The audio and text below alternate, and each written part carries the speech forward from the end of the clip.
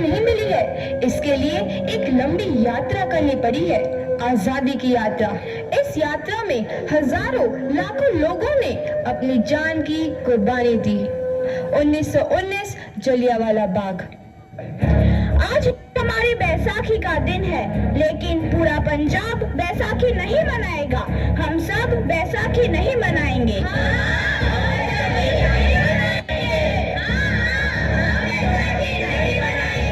जब तक हम अंग्रेजों को भारत से बाहर नहीं निकाल देते, पूरा पंजाब बैसाखी नहीं मनाएगा। अच्छा, तो तुम सब हमारा विरोध करता है, भाग जाओ यहाँ से, इसका अंजाम बहुत ही बुरा होगा। हम नहीं जाएंगे, तुम लोग जाओगे, हमें नहीं, तुमको भारत से भागना होगा। Soldiers fire!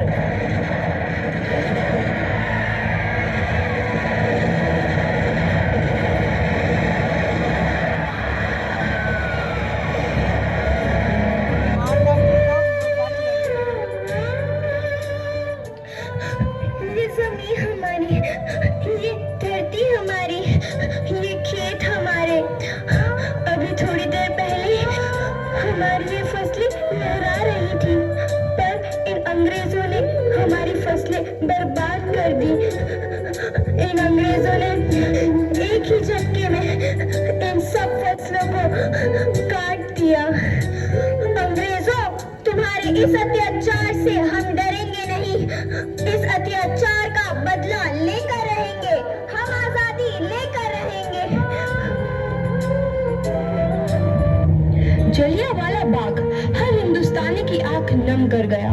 इस कांड में कितने मासूमों की आहुति चढ़ गई, इतनी हैवानियत से इंसानियत कत्ल कर दी गई। जलियांवाला बाग के हत्याकांड ने आजादी की आग में घी देने का काम किया।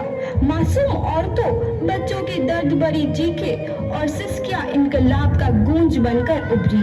लाला लाजपत राय, भगत सिंह, राजगुरु, सुखदेव सरीखे क्रांतिकारियों ने भारत की इस जमीन से विदेशी दरिंदों को निकाल फेंकने के मंसूबे मजबूत कर लिए। 8 अप्रैल 1929 लाला लाजपत राय के नेतृत्व में साइमन कमीशन के खिलाफ एक भारी जुलूस निकाला गया। Simon commission, Simon commission, Simon commission, Simon commission, Simon commission, Simon commission, Simon commission, Simon commission, Simon commission. बेवकूफ इंडियंस, तुमको हमारी बात समझ में नहीं आती। Stop this. Simon commission.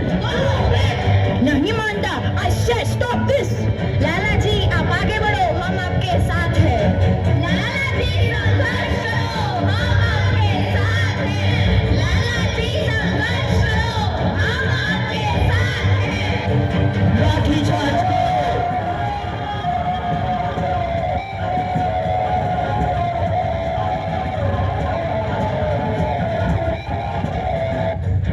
अरे लाला जी को तो बहुत गहरी चोट लगी है, उनका सर फट गया है।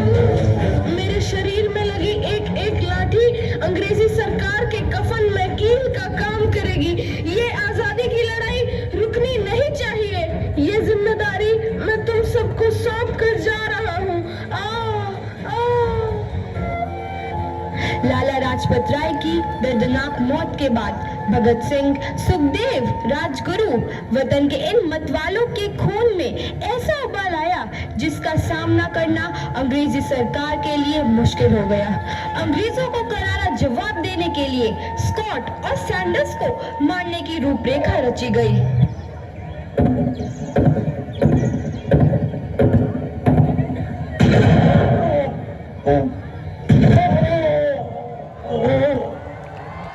सैंडर्स मारा गया। चारों तरफ तहलका मचा था। दीवारों पर लिखा था, लाला जी की मौत का बदला ले लिया गया है। भगत सिंह समेत सभी वहां से फरार हो गए। 8 अप्रैल 1929 दिल्ली में ब्रिटिश सरकार की सेंट्रल लेजिस्लेटिव असेंबली की बैठक में 2 बम धमाके की आवाज सुनाई दी।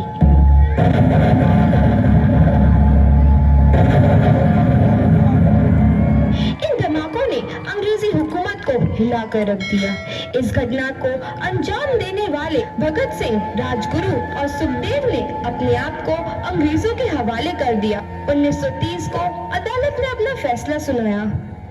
मुलजिम भगत सिंह, मुलजिम राजगुरु, मुलजिम सुखदेव को दफा 121 और दफा 302 के तहत ये अदालत तीनों को मुजरिम करार देती है और इस गुस्ताखी के लिए ये अदालत इन तीनों को सजाए मौत की सजा सुनाती है।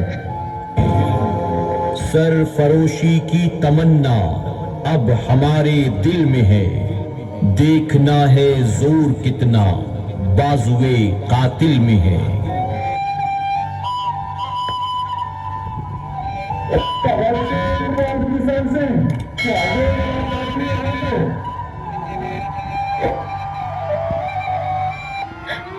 पुत्र की हाल है तेरा।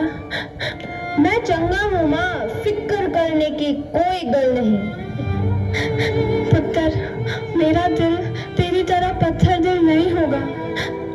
तेरी ये गला सुन के मेरा कलेजा फटे जा रहा है।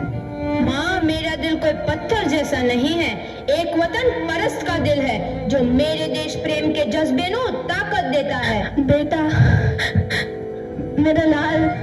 माँ, आज मेरी तपस्या पूरी होने जा रही है। जे तू रोई तो मैंने तकलीफ हुई।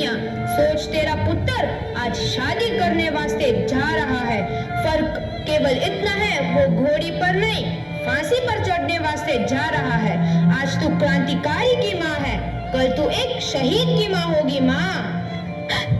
पुत्र भगत, तू इतनी छोटी उम्र में हम सबको छोड़ के चला जाएगा। तूने जिंदगी में देखा ही क्या है पुत्र? मैंने अपनी माँ देखी है, जिसने मुझे एक ही बात बताई है कि बेटे, अपने देश के लिए एक बार मरना 100 बार जन्म लेने के बराबर होता है। अच्छा माँ, अब आशीर्वाद दे, आखिरी बार विदाई लेने का समय आ गया है। भगत, मेरे लाल।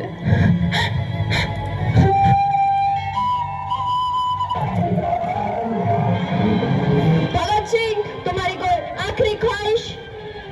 हमारे हाथ खोल दिए जाए। हम तीनों दोस्त एक दूसरे से गले मिलना चाहते हैं। उनके हाथ खोल दिए जाए।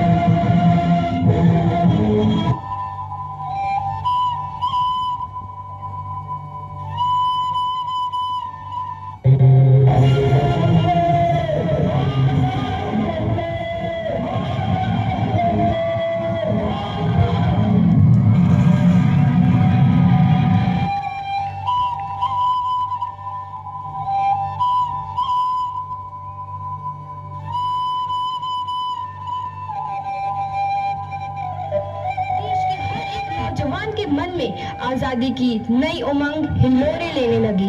अंग्रेजों भारत छोड़ो का नारा जोर पकड़ रहा था। सबने एक आजाद भारत का सपना देखना आरंभ कर दिया था। हर कोई अपने अपने ढंग से इस महायज्ञ में अपनी आहुति दे रहा था। सुभाष चंद्र बोस, रानी लक्ष्मीबाई, तात्या टोपे और मंगल पांडे जैसे शहीदों की कुर्बानी 15 अगस्त 1947 को भारत आजाद हुआ। बहुत ही शानदार